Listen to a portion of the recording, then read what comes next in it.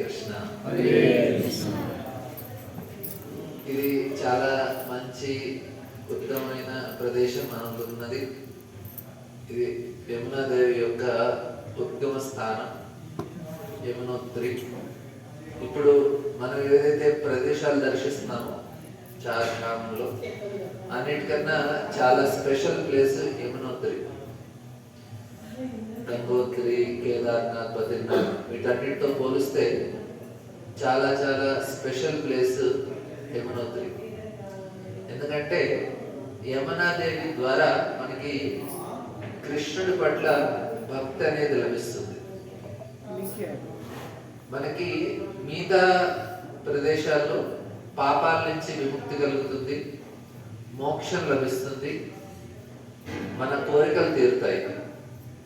యమున కానీ ఒక విషయం లభించదు, ఏంటంటే కృష్ణుడి పట్ల ప్రేమ భక్తి అనేది మిగతా స్థానాల్లో చాలా అరుదుగా దొరుకుతుంది. కృష్ణుడి పట్ల ప్రేమ అనేది యమునాదేవిలో దొరుకుతుంది, ఇంకెవరు ఇవ్వలేరు. అఫ్కోర్స్ యమునాదేవి, తులసి మహారాణి, బృందావనం ఈ యొక్క ప్రదేశాల్లో కృష్ణుడి పట్ల ప్రేమ భక్తి అనేది లభిస్తుంది.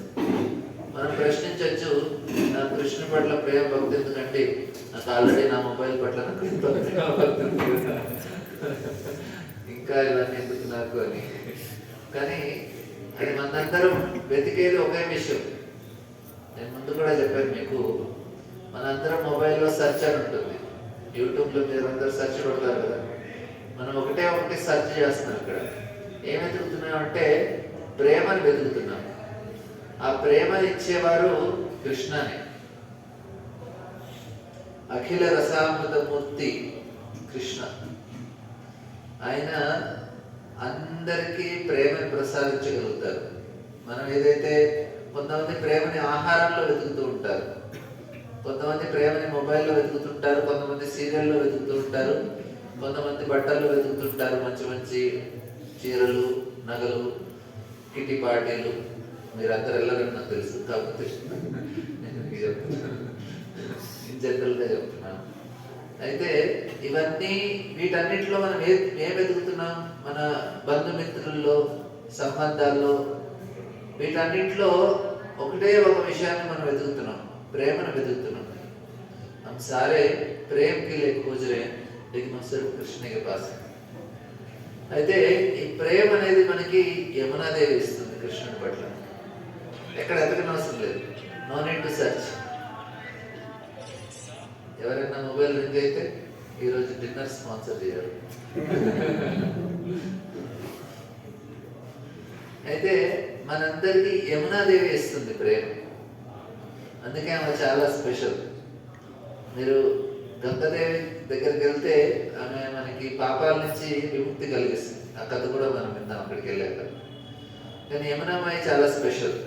యమునాదేవి అయితే కృష్ణుడి లీలలు, ఆయన ఇక్కడ గోకులంలో ఏదైతే లీలలు మనం వింటామో కృష్ణుడి, అవి శాశ్వతంగా ఆయన ఎల్లప్పుడూ ఆయన తన ధామైన గోలోకంలో ఈ లీలలు జరుగుతూ ఉంటాయి. కృష్ణుడి గోలోక ఏవ నివసతి అఖిలాత్మభూతం. గోలోకంలో కృష్ణుడి యొక్క పార్షదులతో పాటు కృష్ణ ఎప్పుడు లీలలు చేస్తూనే ఉంటారు. ఆ లీలలు బ్రహ్మ ఒక రోజులో ఆయన వచ్చి ఈ భూలోకంలో ఆ లీలలన్నీ మనకి చూపించి అన్నీ ఆయన లోకానికి ఆకర్షితులు చేయించుకోవడానికి ఆయన వచ్చి అడ్వర్టైజ్మెంట్ చేసి వెళ్తారు. మనం ఆ లీలలు చూశాక మనకి అనిపిస్తుంది, చాలా మంది ఆ లీలని ఇమిటేట్ చేస్తుంటారు. తల్లులు అనుకుంటారు మా అబ్బాయి కూడా కృష్ణులా లీల చేస్తున్నారు అనుకుంటారు. కొంతమంది అది పిల్లలు చిన్నగా అప్పుడు కృష్ణ లీలలు, కృష్ణులా మా అబ్బాయి కూడా చాలా అలాగే ఉన్నారంటే లీలలు చేస్తానంటారు. కొంచెం పెద్దగా అయ్యాక వాడు కృష్ణుడిలాగా గర్ల్ ఫ్రెండ్స్తో లీలలు చేయాలనుకుంటారు. తర్వాత అదయ్యాక వాడికి పెళ్ళయ్యాక వాడి పిల్లలతో అలాంటి లేదు. అయితే ఇక్కడ ఏంటంటే ఆ సంబంధాలన్నీ ఒరిజినల్ గా కృష్ణతో ఉంటాయి. మన ఇక్కడ అన్ని దాన్ని డూప్లికేట్ గా మనం ఏంటంటే సెకండ్ హ్యాండ్ ప్లెజర్, దాన్ని మనం ట్రై చేస్తుంటాము, కానీ ఫ్లాప్ అయిపోతుంది. ఇక్కడ ఏ లీలలు చేసినా కానీ దురదృష్టవశాత్తు ఏంటంటే మన అందరం ఎందుకు ఇక్కడికి వచ్చాము అంటే ఇక్కడేదో లభిస్తుంది, అక్కడ లేదు ఇక్కడ ఉంది అని మనం వస్తున్నాం. లేకుంటే ఎవరు ఇక్కడ రానవసరం లేదు. ఎందుకు జనాలు కష్టపడి మొబైల్లో, టీవీల ముందు, హోటల్స్కి, వేరు వేరు ప్రదేశాలకి ఎందుకు వెళ్తున్నారు అంటే వాళ్ళు ఉన్న ప్రదేశాల్లో పూర్తిగా సంతృప్తిగా లేరు కాబట్టి. మనం ఇంత దూరం ఎందుకు వచ్చామంటే ఏదో మంచి జరుగుతుంది మనకి అనుకుంటున్నాం, అందుకే ఇంత దూరం రావాల్సి వస్తుంది. కానీ మనకు అందరికీ సరైన మంచి ఎక్కడ ఉంటుంది అంటే అది కృష్ణుడితో పాటే ఉంటుంది. అందుకని ఆయనతో పాటు ఉంటారు మనం. కృష్ణ అందుకే ఆయన వచ్చి ఆయన లీలలు చేసి వెళ్తూ ఉంటారు. ఆయన అంటారు, నాయన ఈ లీలలను చూసి మీరు నాలాగా చేయకండి, నా లీలలో మీరు పాలు పంచుకోండి అంటున్నారు. మనం ఏం చేస్తామంటే ఆయన లీలను చూసి నేనే కృష్ణుడిని అనుకుంటాం. మనం కృష్ణ కాదు, మన కృష్ణుడి యొక్క దాసులు. మనకి 2 ఆప్షన్స్ ఉన్నాయి. కృష్ణ లీలలు చూసి ఆయనకి సహాయం అన్న పడవచ్చు, లేకుంటే ఆయన లీలలు చూసి ఆయనలాగా లీల చేయడానికి ట్రై చేయొచ్చు. జనాలు ఇక్కడికి ఎందుకు వస్తారంటే ప్రదేశాలకి, గుడికి ఎందుకు వెళ్తారంటే భగవంతుడు చెప్తారు, భగవంతుడా మా లీలల్లో నాకు కారు లేదు, పెద్ద కారు లేదు, చిన్నగా ఉంది. నాకు 2 ఇల్లులు ఉన్నాయి, ఇంక 2, 3, 4 ఇల్లు ఉంటే బాగుంటుంది.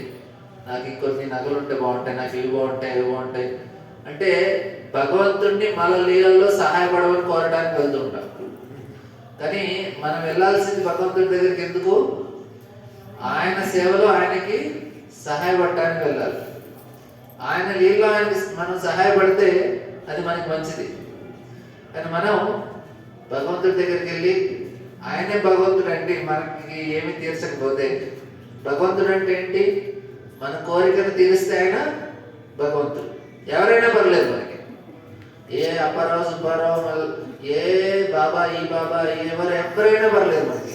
మనకు కావాల్సిన క్రైటీరియా ఏంటి? మన లీలలో ఆయన సహాయపడాలి. నాకు చాలా పెద్ద లీల ఉంది, ఆ లిస్ట్ అంతా ఉంది, ఎవరు తీరిస్తే వాళ్ళు భగవంతుడు నాకు. అలా మనం ఈ భౌతిక సంసారంలో, ఈ మాయాలోకంలో ఇరుక్కుపోయాం. దీని నుంచి బయటకు తీయడానికి కృష్ణ వచ్చి తన లీలలు చూపించిన ఆయన అలా కాదు, ఇది ఒరిజినల్, అదంతా డూప్లికేట్ అని చెప్తున్నారు. అయితే ఆయన వచ్చి ఆయనతో పాటు ఆయన యొక్క పార్షదులను కూడా పంపిస్తారు యమునా నది లాగా. ఆయన యమునా నదిలో మీరు స్నానం చేస్తే మన యొక్క లీలను మనం మానేసి కృష్ణుని లీలలో చేరాలని కోరిక కలుగుతుంది మనకి. కృష్ణుడి పట్ల ప్రేమ అనేది కలుగుతుంది. లేకుంటే ఇక్కడే ఉండిపోతాం మనం భౌతిక సంసారంలో. కర్మ మార్చుకునే అవకాశం ఉంది మనకి. కర్మని మార్చుకునే అవకాశం లేకపోతే ఇవన్నీ తీర్థయాత్రలు అవసరం లేదు మనకి, అలాగే ఉండిపోతాం. తీర్థయాత్రలు ఎందుకు? కర్మను మార్చుకుంటానికి. కానీ కర్మను మార్చడం కాదు, కర్మ నుంచి పూర్తిగా బయట విముక్తి కలగడం మనకి చాలా మంచిది. సో అది మనకి ఇలాంటి అవకాశాలు ఇస్తున్నారు భగవంతుడు. యమునా నది ఆధ్యాత్మిక జగత్తులో కృష్ణుడి యొక్క, ఆమె కూడా ఒక గోపి యమున. తర్వాత ఆమె యొక్క ఏ రూపంలో ఉంటుంది? గోపి రూపంలో అంటే విశాఖాదేవి రూపంలో ఉంటుంది. మీరు రాధాకృష్ణుల ఫోటో చూస్తే రాధాకృష్ణులు పక్కన ఇటువైపు లలితాదేవి, ఇటువైపు విశాఖాదేవి ఉంటారు. మీరు ఫోటో చూస్తుంటారు. రాధాకృష్ణులు ఇద్దరు సఖి ఉంటారు అనమాట. రాధారాణికి ఒక్కొక్క గోపికి 8 మంది సఖీలు ఉంటారు. ఒక్కొక్క సఖికి 8 మంది మంజరీలు ఉంటారు. అంటే రాధాకృష్ణుల యొక్క లీలలో వాళ్ళకి సహాయపడటానికి 8 మంది గోపికలు ఉంటారు, వాళ్ళని సఖి అంటారు. లలిత సఖి, విశాఖ సఖి. ఈ విశాఖ సఖి యొక్క విస్తారిత రూపమే యమునాదేవి. ఆమెనే స్వయంగా వస్తుంది ఇక్కడికి. ఆ విశాఖాదేవి ఆధ్యాత్మిక జగత్తులో విరజ అనే ఒక రూపంలో కూడా ఉంటారు. ఆమె ఒకసారి కృష్ణ ఆమెతో పాటు లీల చేస్తుంటారు.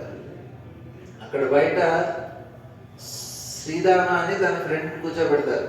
నేను విశాఖతో పాటు డాన్స్ చేస్తుంటాను, పాడుతుంటాను. ఇక్కడ సినిమాలో మనం పాటలు డాన్స్ చూస్తుంటాం.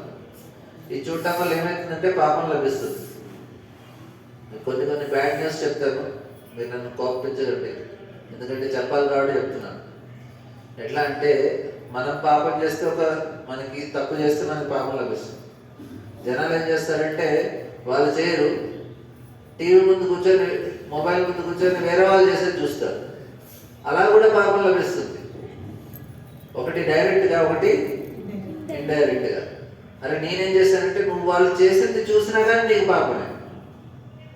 అందుకే జాగ్రత్తగా ఉండాలి. ఎక్కువ కూర్చొని వాడు హింసలు చేస్తున్నాడు, వాడు అది చేస్తున్నాడు, సినిమాలో వాళ్ళు డ్యాన్స్ చేస్తున్నారంటే అంటే వాళ్ళు తప్పు చేస్తున్నారు, కానీ నువ్వు చూస్తున్నావు కదా, దానివల్ల కూడా నీకు పాపం అనేది లభిస్తుంది. అందుకే ఇస్కాన్లో వాళ్ళు ఎక్కువగా మేము సినిమాలు చూడొద్దని రికమెండ్ చేస్తూ ఉంటాం. ఎందుకంటే మాకేం ప్రాబ్లం లేదు మీరు సినిమా చూస్తే, కానీ వాళ్ళకి ప్రాబ్లం ఉంటుందని ఊరికే ఎందుకు లేకపోతే కర్మ ఎందుకు తెచ్చుకోవటం అని. అయితే ఇక్కడ కృష్ణ లీల చేస్తుంటారు ఇట్లా, ఇక్కడ వాళ్ళు ఇమిటేట్ చేస్తుంటారు. ఒరిజినల్గా కృష్ణ. అయితే కృష్ణ ఏంటంటే ఆయన మనలాగా ఎంజాయ్ చేయరు, ఆయనంతా ఆధ్యాత్మికం. అక్కడ లీల జరుగుతుంటాయి, అక్కడ ఈర్ష్య ద్వేషం ఉంటుంది, అక్కడ ఒకటి ప్రేమ ఉంటుంది. అయితే రాధా వస్తుంది, రాధాకు తెలుస్తుంది ఓ విషయం ఎవరితో డ్యాన్స్ చేస్తున్నారు కృష్ణ. అది అక్కడ శ్రీరామన్ ఉంటాయి, ఎవరున్నారు లోపల అంటే ఎవరు లేదని చెప్తారు. అయితే ఇక్కడ ఇదేంటంటే రాధాకి ఎప్పుడు ఈర్ష్యాద్వేషం ఉంటుంది, ఆ మొత్తం ప్రేమని. కానీ లీలలు జరుగుతుంటాయి కృష్ణకి ఆనందం కలిగించడానికి. రాధా కోపం వస్తే కృష్ణకి ఆనందం కలుగుతుంది, ఎందుకంటే ఆమె ఓదార్చడానికి ఆయనకి కొంచెం కష్టపడాల్సి వస్తుంటుంది కదా. దాన్ని ఏమంటారు, మానలీల. రాధా యొక్క మానలీల కూడా కృష్ణకి నచ్చుతుంది. అయితే కృష్ణ విరజా నదికి శాపం పెడుతుంది, నువ్వు భూలోకానికి వెళ్ళిపోతావు, ఈ భౌతిక సంసారానికి వస్తావు. శ్రీరామన్ కూడా ఆయనకి శాపం పెడుతుంది, నువ్వు కూడా ఒక రాక్షసుడు అయిపోతావు. సో దానివల్ల తులసి సాలగ్రం అది వేరే కథ. ఇక్కడ విరజా నది, సరే ఎందుకు విరజా నది పంపించింది రాధమ్మ వారు, ఎందుకంటే మనందరికీ సహాయపడటానికి. విరజా నది గంగా రూపంలో యమున రూపంలో వస్తుంది. ఆమె రావడం వల్ల ఎవరికి బెనిఫిట్, మనందరికీ బెనిఫిట్. ఎందుకు చెప్పాను నేను, కర్మ నుంచి మనకి విముక్తి కలిగే అవకాశం కలిగించడానికి. సో రాధమ్మ వారు ఏం చేసినా కానీ మనందరి గురించి ఆలోచించి చేస్తారా. అయితే దాని తర్వాత వామనావతారంలో వామనుడు, ఆయన బలి మహారాజు 3 అడుగులు ఆయన అడిగినప్పుడు వామనావతారంలో ఆయన 2 అడుగుల్లోనే మొత్తం ముల్లోకాల్ని ఆయన కొలుస్తారు. ఆయన కొలిచినప్పుడు మొత్తం భూలోకం నుంచి కింద ఉన్న లోకాలన్నీ ఒక పాదంతో, పైన భూర్లోక, జనలోక, మహర్లోక, తపలోక, సత్యలోక, స్వర్గలోకాల నుంచి అన్ని కలుపుతూ వాటిని తన యొక్క పాదంతో కొలిచినప్పుడు బ్రహ్మలోకం దాటి ఆయన పాదాన్ని పైకి వెళ్ళినప్పుడు ఈ యొక్క బ్రహ్మాండాన్ని చీల్చుకొని అక్కడ ఆ యొక్క విరజా నది ప్రవహిస్తూ ఉంటుంది. అక్కడ ఆధ్యాత్మిక జగత్తు ఆ యొక్క బ్రహ్మాండం చీల్చుకొని అక్కడి నుంచి ఒక పట్టుల కింద విరజా నది ఈ బ్రహ్మాండానికి వస్తుంది. సో అది ముందు సత్యలోకం నుంచి జన, మహా, తపర్ ఈ లోకాల్లోనే ఉండేది. తర్వాత మనం భగీరథి కథ మనం రేపు ఎల్లుండి వింటాము గంగోత్రి దగ్గర, తర్వాత ఎలా వచ్చింది. అయితే ఆధ్యాత్మిక జగత్తులో గంగాదేవి కూడా ఉంటుంది. అక్కడ గంగాను విరజా కలుసుకుంటారు యమునా నది. వాళ్ళు అంటారు సరే మనం కలిసి, నేను ఎలాగో కిందకి వస్తున్నాను కలిసి వెళ్దాం అంటారు. ఆమె కలిసి ఈ యొక్క జనమహర్ల సత్యలోకాల దాకా ఆమె ప్రవేశిస్తుంది. దాని తర్వాత మేరు పర్వతం మీద 4 భాగాలుగా విభజిస్తారు. తర్వాత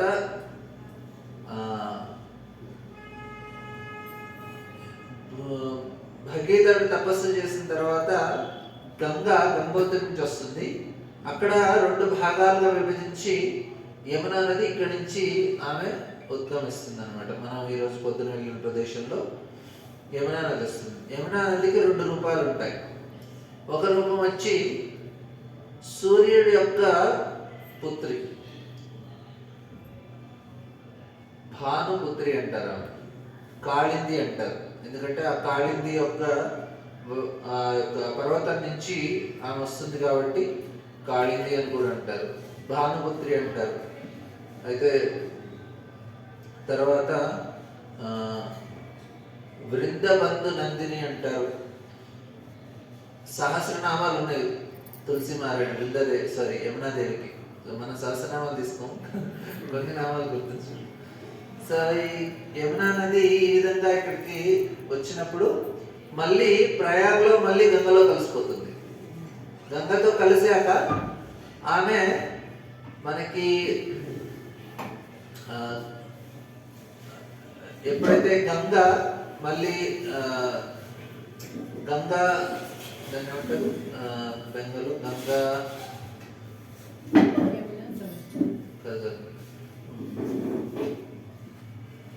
సముద్రంలో కలిసే ప్లేస్ ఏంటి? గంగాసాగర్. గంగాసాగర్ దగ్గర యమున అంటుంది గంగతో పాటు నేను ఇంకా కింది లోకాలకు రాలేను అని అక్కడి నుంచి ఆధ్యాత్మిక జగత్తుకి వెళ్ళిపోతుంది. కానీ గంగ మాత్రం కింది లోకాలకు వెళ్తుంది. గంగాసాగర్ వరకే యమున ఉంటుంది, దాని తర్వాత వెళ్ళదాము. దాని తర్వాత గంగానే కిందికి వెళ్తుంది. యమునాదేవి మళ్ళీ ఆధ్యాత్మిక జగత్తుకి వెళ్ళిపోతుంది. సో కొంతవరకే ఆమె ఇక్కడ ప్రవేశిస్తుంది, అందుకే స్పెషల్. అయితే యమున ఎందుకు స్పెషల్? 1000 రెట్లు గంగ కన్నా యమునలో స్నానం చేస్తే బెనిఫిట్ ఉంటుంది. ఎవరికైతే కృష్ణుడి పట్ల భక్తి కావాలో, ప్రేమ కావాలో. అందుకే యమునాదేవి స్పెషల్ అంట. గంగా యమున మిగతా వాళ్ళ ఇంట్లో సేమ్, కానీ ఒక స్పెషాలిటీ యమునలో ఉంటుంది. కృష్ణుడి పట్ల ప్రేమ మనకి యమున ద్వారానే లభిస్తుంది కాబట్టి. అయితే ఇక్కడ యమునా నది ఆమె ఈ రూపంలో ఇక్కడికి వస్తుంది. తర్వాత ఇంకో రూపం ఏం చెప్పాను నేను, సూర్యుడి యొక్క పుత్రులు. సూర్యుడికి 2 భార్యలు ఉంటారు. ఒక భార్య ద్వారా ఛాయ, ఆమె యొక్క కొడుకు శని. ఇంకో భార్య ద్వారా 2 పిల్లలు ఉంటారు. అయితే సూర్యుడు డైరెక్ట్ గా మనం చూస్తే ఆయన చాలా తేజంగా ఉంటారు. తన భార్య దగ్గరికి వెళ్ళినప్పుడు ఆయన కళ్ళు మూసుకుంటుంది. సూర్యుడి కోపం వస్తుంది, నా దగ్గరకు వచ్చినప్పుడు నువ్వు కళ్ళు మూసుకున్నావా అని, నీకు పుట్టే పుత్రుడు అందరికీ మృత్యు కారణమవుతారు అని యమరాజు పుడతారు అని అంటున్నారు. నా తప్పేముంది, నువ్వే అలా ఉన్నావు కదా. సరే, నీకు ఇంకో కూతురు పుడుతుంది, ఆమె అందరినీ పాపాల నుంచి విముక్తి కలిగిస్తుంది. అయితే యమ ఎమి 2 పిల్లలు పుడతారు. యమ వచ్చి యమరాజు, ఎమి వచ్చి యమునాదేవి. అలా 2 పిల్లలు పుడతారు సూర్యుడు. అయితే యమునాదేవి యమరాజుకి మంచిగా, యమరాజు కూడా చాలా మంచి మహాజనుడు, చాలా గొప్ప భక్తులు ఆయన కూడా. ఎందుకంటే యమరాజుకి ఆయనకి ఇచ్చిన సర్వీస్ అట్లాంటిది. చాలా మంచి వ్యక్తిని పట్టుకొని అట్లాంటి సర్వీస్ ఇవ్వగలుగుతాం. ఎందుకంటే ఆల్రెడీ ఎవరైనా క్రూరంగా ఉన్నారనుకోండి, ఆయనకు ఆ డిపార్ట్మెంట్ ఇస్తే ఆయన ఎవరైనా తప్పు చేస్తే పనిష్ చేయని, ఆయన ముందు నుంచే క్రూరంగా ఉన్నారనుకోండి, ఆయనకి దాంట్లో ఎంతో ఆనందం కలుగుతుంది. చలో ఇదే ఛాన్స్ కదా అని. కానీ చాలా మంచి వ్యక్తికి ఇస్తే ఆయన 4 సార్లు ఆలోచిస్తారు ఎవరికైనా దాన్ని చేయాలి అని. యమరాజు గారు చాలా 12 మహాజనులు ఉంటారు. బ్రహ్మ, స్వయంభూమను, శివ, నారదముని, ప్రహ్లాద, జనక, భీష్మ, అలా 12 మహాజనులు. కపిలముని, దాంట్లో ఒకళ్ళు యమరాజు. మహాజనులు అంటే వారికి భగవంతుడి గురించి ఉన్న జ్ఞానం, కరెక్ట్ జ్ఞానం ఉంటుంది. వారు చెప్పినట్టుగా మనం వెళ్తే ఖచ్చితంగా భగవంతుడిని చేరుకుంటాం. అందుకే వాళ్ళు మహాజనులు. మహాజను అయిన గతస్య బంధ అంటారు. మహాజనులు వాళ్ళ యొక్క అడుగు జాడలో నడవాలని చెప్పబడుతుంది. ఇక్కడ యమరాజు కూడా మహాజనులు. అయితే ఒకసారి యమునా నది యమరాజుకి నచ్చినట్టుగా మంచిగా ప్రవర్తిస్తుంది. యమరాజుకి తన యొక్క చెల్లి పట్ల ఎంతో ప్రేమ కలిగి వరం ఇస్తారు. ఏం వరం కావాలో, నీకేం కావాలో కోరుకోవాలి. ఆమంటుంది, నాలో ఎవరు స్నానం చేసినా వాళ్ళందరికీ ముక్తి లభించాలి. యమరాజు అంటారు, చాలా పెద్ద కష్టం, ఎందుకంటే నువ్వు చాలా పెద్దగా ఎంతో పెద్ద ప్రదేశంలో నువ్వు ప్రవహిస్తున్నావు. ప్రతి చోట ఎవరు స్నానం చేసినా కానీ వారికి ముక్తి లభిస్తుంది. అయితే సరే ఆ రోజు బాయి ఆ రోజు స్నానం చేస్తే వాళ్ళందరికీ యమరాజు దర్శనం ఉంటుంది. యమనోత్రుల్లో స్నానం చేస్తే వారికి యమరాజు దర్శనం ఉంటుంది. అందుకే అంత కష్టపడి అంత దూరం వెళ్ళి యమునలో స్నానం చేస్తారు. ఈరోజు స్నానం చేసిన వాళ్ళకి యమరాజు దర్శనం ఉంటుంది. కానీ మళ్ళీ స్టార్ట్ చేశారనుకోండి, వెళ్ళి సినిమా చూసి సీరియల్ చూసి మళ్ళీ యమరాజు మళ్ళీ ఆటోమేటిక్గా వచ్చేస్తుంది. ఇప్పుడు దాకా అయితే మీరు 0 చేసేసారు, మళ్ళీ మీరు అకౌంట్కి వెళ్ళి మళ్ళీ నింపుకున్నారు అనుకోండి, అది యమనదేవి తప్పు కాదు, నా పని నేను చేసేసాను. ఈ రోజు నుంచి అయితే యమరాజు మీకు దర్శనం ఉంటారు. మళ్ళీ మొబైల్ చూసి మళ్ళీ సినిమాలు చూస్తున్నాం అనుకో, మళ్ళీ పాపాలు వస్తాయి. వెళ్ళి జంతువులు చంపి మాంసం తింటున్నారు వాళ్ళు చేసే పనులన్నీ అలాగే ఉన్నాయి. సో ఇంకా యమునాదేవి ఏం చేస్తుంది, మళ్ళీ రావాలి. అందుకే ఈ ప్రదేశాలకు వచ్చినప్పుడు మళ్ళీ తిరిగి అనకూడదు అంటారు. మళ్ళీ వెళ్తే ప్రాబ్లం ఏంటంటే మళ్ళీ పాపాలు చేస్తాం. ఇక్కడికి వచ్చాక ఇక్కడే కూర్చొని హాయిగా జపం చేసుకుంటూ తపస్సు చేసుకుంటూ ఇక్కడే శరీరం ముక్తి లభిస్తుంది. అందుకే ఈ ప్రదేశాలకి ఒక్కసారి వానప్రస్థ జీవితం గడిపాక ఇక్కడికి వచ్చి ఉండమంటారు. ఇక్కడ వచ్చాక ఇంకా మళ్ళీ కుటుంబ బాధ్యతలన్నీ విడిచిపెట్టి హ్యాపీగా ఈ యమునా నది దగ్గర కూర్చొని మంచిగా జపం చేసుకుంటూ ఉన్న జీవితకాలం గడిపేసి భగవంతుడి దగ్గర.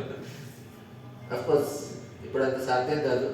2 రోజుల కన్నా ఎక్కువ ఉన్నారంటే ఇంటి నుంచి మీకు ఫోన్ వస్తుంది, ఫ్లైట్ బుక్ చేసి మనం ఇస్తుంది. అయితే కానీ పాయింట్ ఏంటంటే ఇక్కడ మనం ఈ యొక్క ప్రదేశానికి వచ్చి మన యమునాదేవితో ప్రార్థించి మళ్ళీ మనం స్థానానికి వెళ్ళి మళ్ళీ యమునాదేవిని గుర్తుంచుకుంటూ మనం జపం చేసుకోవచ్చు మంచిగా. కలియుగంలో మనం ఇట్లాంటి ప్రదేశాలు ఉండలేము, మన శరీరం కూడా సహకరించదు. ఇంకా ఒక 4 రోజులు ఉన్నామంటే మనం ఉండలేము, ఇక్కడ ఎవరు ఉండలేరు.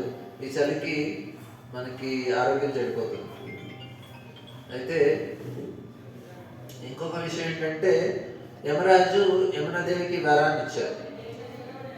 యమునాదేవిలో భగవంతుడు ఆయన ఆధ్యాత్మిక జగత్తులో కృష్ణ ఈ యొక్క భౌతిక సంసారానికి వస్తాను అన్నప్పుడు రాధ అంటుంది, యమునా నది, గోవర్ధన పర్వతం, వృందావన వనాలు 12 వనాలు అవి ఉంటేనే నేను వస్తాను అంటుంది.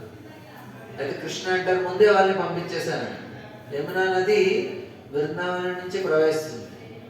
అయితే ఆమె ప్రవహించేటప్పుడు అక్కడ చాలా ఇప్పుడు ఒకటే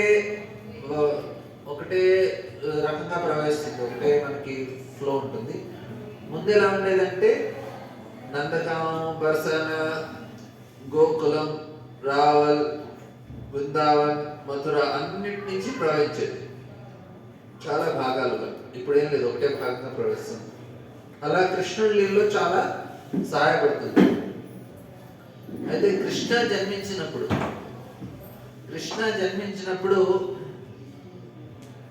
వసుదేవుడు వారు కృష్ణుడిని గోకులానికి తీసుకెళ్ళాలంటే ఎలా వెళ్ళాలి, యమునని దాటి వెళ్ళాలి. అయితే యమున ఎప్పుడైతే తెలిసిందో కృష్ణ జన్మించారో వెంటనే యమునకి ఎంతో ఆనందం కలుగుతుంది, ఇప్పుడు నా నుంచే వెళ్ళాలి. అయితే అక్కడ దాకా వసుదేవులు వారు వచ్చినప్పుడు యమున దారిస్తుంది. దారిచ్చాక కృష్ణ ఎప్పుడైతే మధ్యలోకి వస్తారో యమున కనిపిస్తుంది, ఆయన యొక్క పాదాలని స్పర్శించాలి అని. అయితే రెండు లీలలు ఉన్నాయి ఇక్కడ. ఒక లీల ఏంటంటే యమునాదేవి తన యొక్క అలల సైజ్ పెంచేస్తుంది. ముందు అప్పటిదాకా మోకాళ్ళ కింద వరకే ఉంటాయి నీళ్ళు, కానీ అప్పటి నుంచి కొంచెం కృష్ణ మధ్యలోకి వచ్చి అలలు పెరుగుతున్నాయి. అదే కృష్ణకి అర్థమైంది, ఓ వసుదేవుల వారు యమునకి మామతో సమానం, మామగారు. అరే పెళ్లి కాకముందే మామను ముంచేస్తుంది అనుకుంటున్నారు. కృష్ణ తన పాదాలని బయట పెడతారు, ఆయన బుట్టలో తీసుకెళ్ళినప్పుడు పాదాలని బయట పెడతారు, ఎందుకంటే యమునాదేవి దాన్ని స్పర్శించారు. ఇంకో లీల ఏంటంటే కృష్ణ ఏం చేస్తారు, అరే నీళ్లు పెరగాలంటే కష్టం కదా, మళ్ళీ వసుదేవులకు కష్టం అని కృష్ణలే యములోకి జంప్ చేస్తారు. అప్పుడు వసుదేవులు చాలా టెన్షన్లో ఉంటారు. మీరు వస్తూ మీ మొబైల్ యమునలో పడింది అనుకోండి, మీరు ఎంత టెన్షన్ ఉంటారు. అందుకన్నా ఎక్కువ టెన్షన్ లో నంద మహారాజు అక్కడ ఉన్నారు. ఎందుకంటే కృష్ణ పడ్డారు కాబట్టి నీళ్ళలో అక్కడ ఎదుగుతూ ఆయన మళ్ళీ కృష్ణ పైకి వచ్చేస్తారు. ఎందుకు వచ్చారు అంటే యమునకి ఆనందం కలిగించడానికి. అలా చిన్నప్పటి నుంచి కృష్ణ యములలో స్నానం చేసేవారు, యములలో ఆయన లీలలు చేసేవారు. రోజంతా వాళ్ళు వాళ్ళ ఫ్రెండ్స్ తో పాటు వెళ్ళి పొద్దునలో స్నానం చేయటం, సాయంత్రం వెళ్ళి స్నానం చేయటం, అలా యమునలోనే లీలలు జరిగేవి. కాళీ లీల, ఎన్నో లీలలు జరిగేవి యమునలో. అలా అందుకే కృష్ణ చాలా యమున అనేది చాలా స్పెషల్. కృష్ణ లీలన్నీ అక్కడ జరిగాయి కాబట్టి. అయితే గంగాదేవి కూడా కొంచెం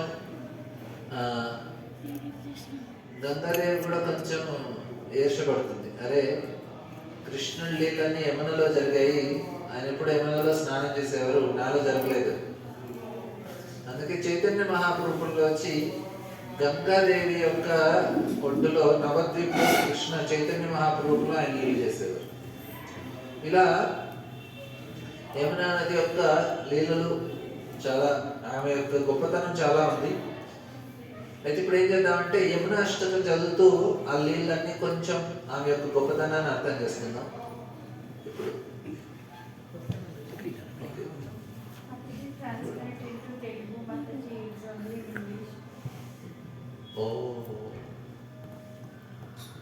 okay, you just hear the, you can just hear the song.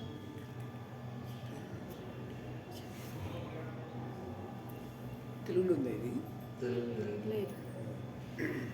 Translate చేయండి. తప్పు. మీరు వినండి, అర్థం మీరు తెలుగులో అంటే ఇంగ్లీష్లోనే ఉంది ఇది.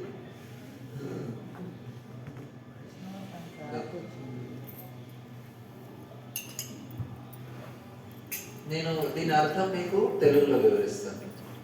तो हम लोग शुरू करेंगे. तो मैं आपको